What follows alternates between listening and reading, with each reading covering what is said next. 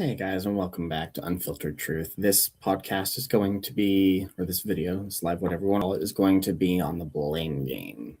That nobody ever wants to take responsibility, and they always want to point the finger. And it's everywhere, but this really just is about it being in the working world, especially in corporate or in businesses where people do not want to own the problem. There's a lot of shifting with that. I've seen it heavily with management. I've seen it heavily with senior roles. I have seen it with, bottom level employees, but I've also seen it very heavily with recruitment and HR. And especially if you get that with the entitled upper management where nothing bad is allowed, everything has to be perfect, and someone needs to be punished. You do realize that that's just bad business, right? I think we've lost the, what would I call it?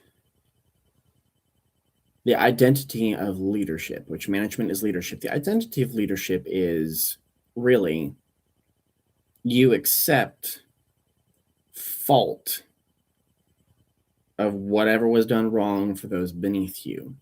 I'll say that again, because that seems to go through in one ear and out the other.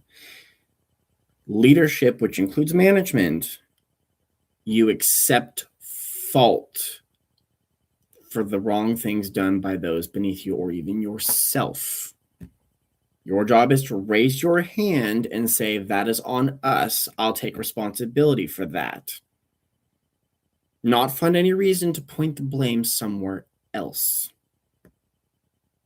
HR doesn't like to take the blame, and they get blamed for everything. Management doesn't want to take the blame. Somebody needs to bite the damn bullet. Like, what's the problem here? Well, what if I get fired? If you fire somebody over something that isn't a horrible, super expensive decision, then that's incompetence or horribly bloated ego. You do realize you can't really tell which decisions are good and bad when learning until you've actually learned. Every decision that's bad, someone tested it out, it ended poorly, and they learned, well, that wasn't a good choice. You have to make decisions and stuff has to be wrong to learn.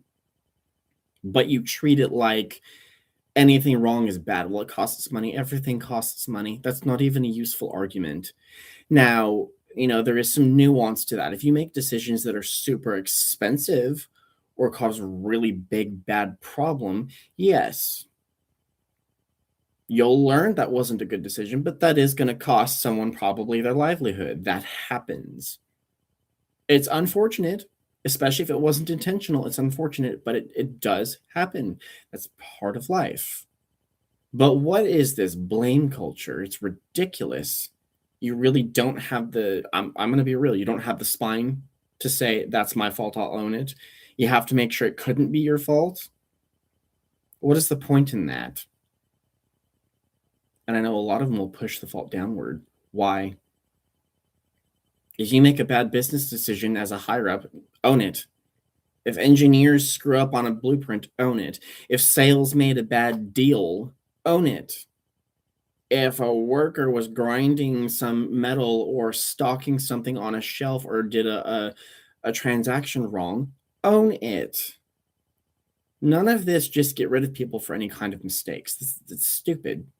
You can't run a business. You can't get trust. You will get people to hide mistakes because they don't want to be at fault, and don't use it as a threat. Well, you wouldn't want your name on this, would you?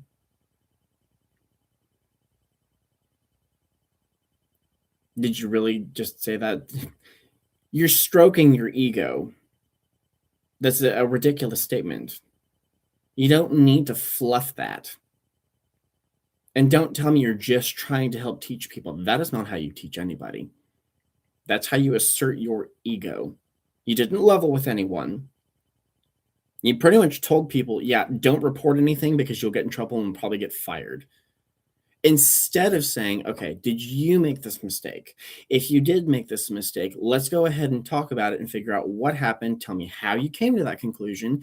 And let's go through a little bit of learning to figure out which path we went that wasn't the right one, why it wasn't a good one, and how we can improve better. That way people can go, you know what, I made a mistake. Or you're going to laugh at this, but I call them boo-boos. For new hires, especially, I'll call them boo-boos. I kind of learned that at one of the companies I was at. I actually kind of liked it because it wasn't treated like someone brought in the hatchet because someone made a mistake. It was treated like you made a little oopsie. There's nothing wrong with using that term either, because you're treating people like it's okay to make mistakes. You're going to make them, especially in training. The first thing out of your mouth should be, you're going to screw up. You'll make a mistake. We expect that. Make the mistakes. Make them now. Don't make them later. Make them now. When I say what I'm about to say next, don't overbloat that. You don't intentionally chase every single one of them, but make as many as you can. That way you'll learn. Do not be afraid to make a mistake when you're learning. That's the only way you're going to learn. Go ahead and make it. People may giggle at you, but you know what? If you have a really good environment, the environment is a family. I kind of hate that term, but the environment is a family. We are all in it together. We're all in the same business together. Each one of us has a different part to play, which means that when you go pointing the finger with who else can be at fault instead of me, what you should be doing is saying, did I screw up? Was this my fault? Did I make the mistake? And own it. For God's sake, own it. Management needs to lead the way. If someone on your team made a mistake, raise your hand, go, that's mine. I'll own it, and then go fix it. If you are a high-level business leader at any level, whether big or small company, do not treat mistakes like a death sentence. You are ruining your own morale, you're ruining your own business, and you're not getting the right information because nobody wants to tell you anything negative because they don't want to get fired. You're not getting the truth. And if you rely on your spreadsheets for that, then I feel sorry for you. That's not how you do that. Your spreadsheets tell one data point, but you should be telling, all of your subordinates, tell me the truth. Once you tell me this, I will go to the floor and verify it. If someone's been lying to me, we're going to have a talk about that. But you should always go to the floor. Talk to the people at the bottom. It's very possible that they have something they haven't disclosed because they were afraid of what's going on here. Encourage people to do their best. Encourage reporting mistakes. Encourage helping each other. Encourage being honest. That's how you're going to get business to work well.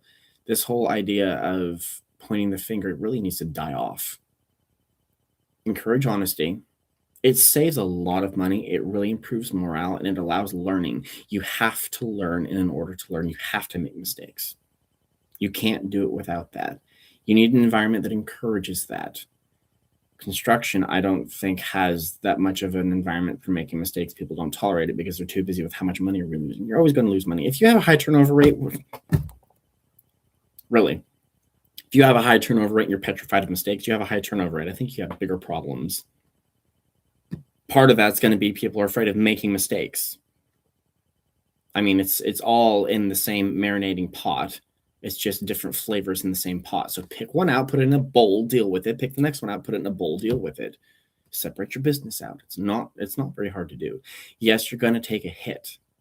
You have to take a hit one way or another. Do you want a constant heavy hit all the way down the line? Or do you want to address the issues each time, and then you'll notice that your own team is going, hey, don't do this. No, we already did this before. Here's what happened. Let's do the next one and the next one and the next one.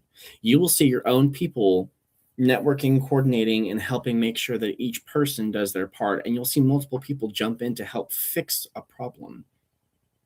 And let's not pretend like upper management can't make problems. Y'all can make a lot of bad decisions, and then you push it down to the other people to go, they can deal with it. I've seen that. You'll screw up on something up here and then tell them you have to work mandatory overtime. You are the cause for that. You made that bad choice.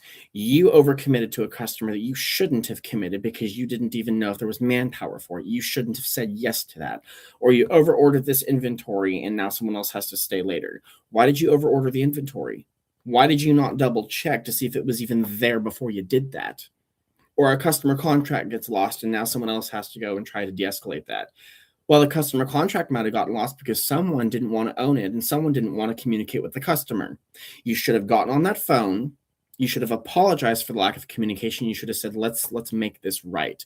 You should have gotten on that call. You should have bit the bullet, been the one to own that, and repair the relationship. Sometimes that means going to the specific department in the floor and saying, I need to own this. So you all have been, put in this little pigeonhole for whatever issue we had. Let's go ahead and discuss that. What happened here? Talk to me. What did you guys see that went wrong? What can we do to fix it? What do you guys need from us? There's a lot of management that does not do that. It just treats it like boo-hoo. No, no. You are the cause for that problem. And you're pushing the consequences down the line as though it's totally acceptable. The same things with, a messy environment and people leaving. You're like, that's your problem. Now you're bad for leaving. But you don't follow the same rules. You are exempt from those rules. Why are you special for that? Why don't you have to be held accountable to it? Why do you get to point the finger? Any issue that arises, instead of this, it should be this. You start here. Start here. Once you have shown that it's not you who made anything, and that doesn't mean you point your finger and go, oh, it's not me. You need to look and make sure it isn't you first. And you should be asking other people, did I do this? Is this my fault? If it's not your fault, they're going to go, nope, it had nothing to do with you. Now you can go see where it's at. But as a leader, your first response should be, what did I do? Did I miss something? Did I say something I shouldn't have? Do I need to repair a particular rule? Do I need to go talk to someone? That's what you should be doing. That is business excellence. That is leadership. That is exactly how you manage. And if you don't know what's going on because you don't talk to people, you can't improve anything. It could be, too, that you have a bad leadership method. That happens. You could have a very poor leadership method. Go and say, how am I doing? Am I helping you? Am I supporting you? Do you believe that I have your back? What is the honest truth? They might say the honest truth is, I'm afraid that if I tell you anything, I'll get fired. You should want to hear that, but that should bother you. That should bother you. Start with, did I do anything wrong? Not who else can be at fault. And see where you need to repair it. If you don't know where you need to repair it, go talk to the people who do it. They will tell you one way or another how it needs to be repaired. Now you have the information. Now you can go and find a solution for it. And if you've got people who are at the bottom who are very ambitious and are trying to help and they're moving fast, don't box them in. Move them from that role to a role where they can actually do something. Yes, do the paperwork for it. Do the unpleasantries, and don't do, well, we just don't have a role open. You could make the role, please. You have the capability of making the role. You have the capability of changing the attendance policy. Don't give me this nonsense if it's just we can't do it, our hands are tied. Yes, you can. Maybe what you should be doing is you should try to make the role. And when you get pushback from someone else saying, no, we're not doing that, you go, yes, we actually are. Maybe you should be fighting for that instead of going, hands are tied, can't do anything. That's part of the problem. It's easier to point the blame than to do something about it. Leadership is about owning it and doing something about it. It's a very simple process, too. It requires humility. But leadership is not, I'm a king, here's my scepter, crack the whip, make the peasants work. That's not leadership. That's called tyranny. If you're management and you're a tyrant, you are the problem. You should be a servant. Servant leadership. Not crack the whip and boss the peasants around. Servant leadership. And servant leadership starts with pointing the finger at yourself and saying, am I the problem, or did I do something that caused this first? Believe me, you'll have a much happier workforce and you'll have much better reports. I hope this helped. If you have any questions, any comments, please feel free to put them in, like, share, and subscribe. I appreciate the support. You guys have a good week, okay?